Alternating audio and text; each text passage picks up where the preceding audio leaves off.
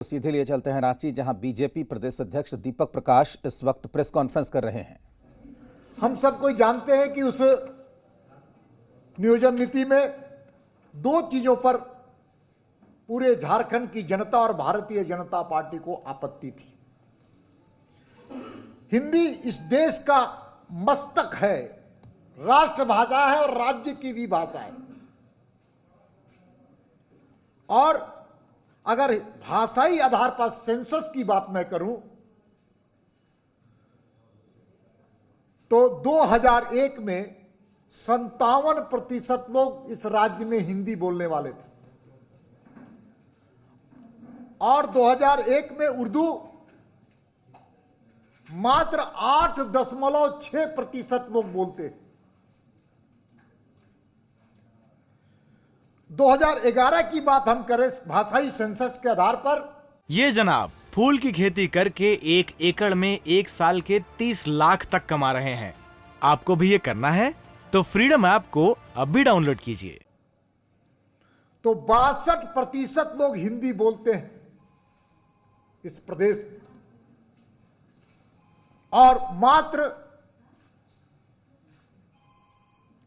7.34% हिंदी उर्दू लोग जानने वाले लोग।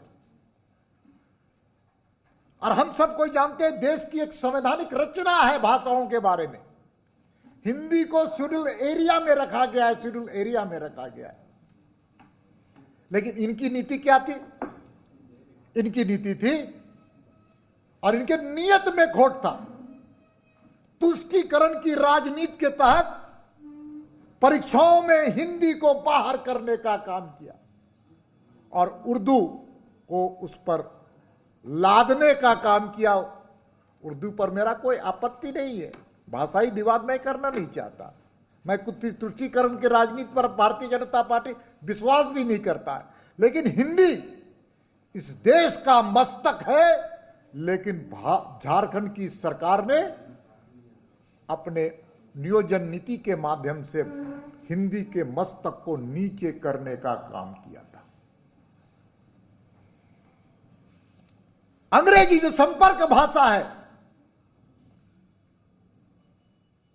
और उस संपर्क भाषा को भी परीक्षाओं से बाहर करने का काम किया था। मैं झारखंड की जनता पूछना चाहती है कि उर्दू क्या क्षेत्रीय भाषा है? लेकिन क्षेत्रीय भाषा के रूप में उसको उपयोग किया गया और हिंदी को अपमानित करने का काम किया। जो बच्चे हिंदी में पढ़ते उन बच्चों की नौकरी नहीं मिलेगी। ये उनका नियत था, इस नेतृत्व का नियत था।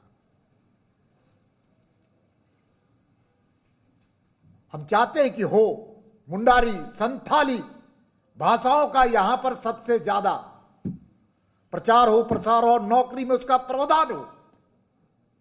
लेकिन विश्वविद्यालयों में पढ़ाई हो रही है क्या? इसलिए राज्य की सरकार की नियत क्षेत्रीय भाषाओं के प्रति अच्छा नहीं है। नहीं तो विश्वविद्यालयों में हमारी जो क्षेत्रीय भाषा है उन भाषाओं की पढ़ाई हो, उसमें उसके माध्यम से लोगों को रोजगार मिले, यह हमारी प्राथमिकता है। इसलिए इस राज्य के चेहरे जो विकृत चेहरा है वो सामने आया है। और दूसरी बात, वैसे छात्र को झारखंडी नहीं माना जाएगा, नौजवानों को झारखंडी नहीं माना जाएगा जो राज्य के बाहर शिक्षा ग्रहण करने गए हैं 10th और 12th के, जिन्होंने 10वीं और 12वीं की परीक्षा राज्य के बाहर अगर पढ़ाई पूरी की है तो उसको झारखंड के नियोजन में लाभ नहीं मिलेगा। ये कैसी बात है? मैं झारखंडी हूं, मैं मूलवासी हूं।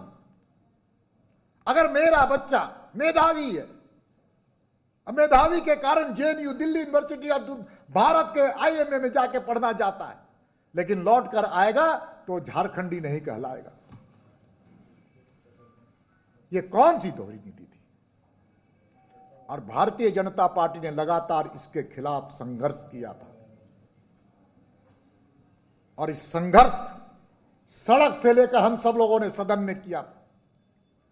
इसलिए न्यायालय का जो निर्णय है वो झारखंड की जनता की जीत है। ये जनाब फूल की खेती करके 1 एकड़ में 1 साल के 30 लाख तक कमा रहे हैं। आपको भी ये करना है तो फ्रीडम ऐप को अभी डाउनलोड कीजिए।